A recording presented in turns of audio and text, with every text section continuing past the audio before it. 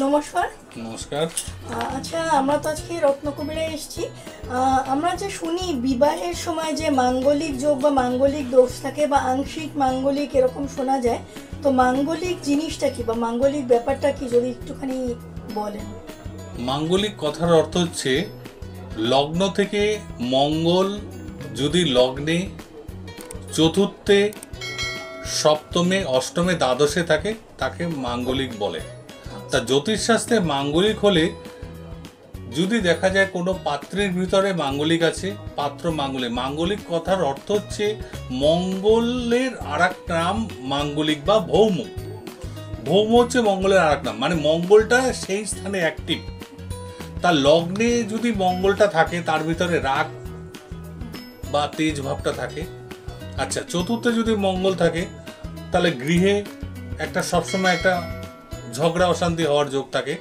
সপ্তমে থাকলে তার স্বামীর সাথে স্বামীর রাগ বেশি থাকতে পারে বা স্বামীর সাথে বনিমরা।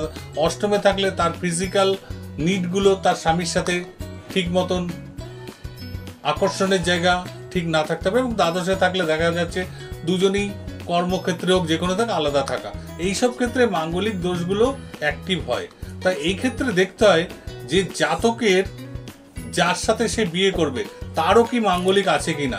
তখন সেই জায়গাগুলো ছকে আমরা দেখে ভারসাম্য রক্ষা করে উভয় ছক দেখে আমরা মাঙ্গলিক বিচার করে বিয়ে দিই। তা মাঙ্গলিকটা ভয় পাওয়ার কোনো বিষয় নয়। মাঙ্গলিক একটা গ্রহের অবস্থান। অনেক জ্যোতিষরা দেখবেন বলে মাঙ্গলিক মাঙ্গলিক মাঙ্গলিক, ভয় পাওয়ার কিছু নেই। তবে এক্ষেত্রে একটা বিষয়, মাঙ্গলিক থাকলে অনেক সময় ডিভোর্স হয়, অনেক সময় অপমিত্রও হতে পারে। সেইটা ছকের অন্য ভাব দিয়ে পাই।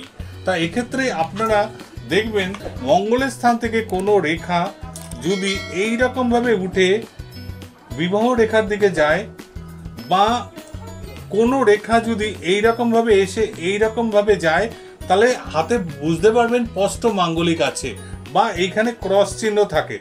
সেক্ষেত্রে আপনারা সেই জায়গাগুলো বা বিবাহ রেখার কোনো শাখা রেখা বা এইরকম বিবাহ রেখা এরকম ভেঙে গেছে, সেইটাই আপনি শিওর হবেন সে মাঙ্গলিক।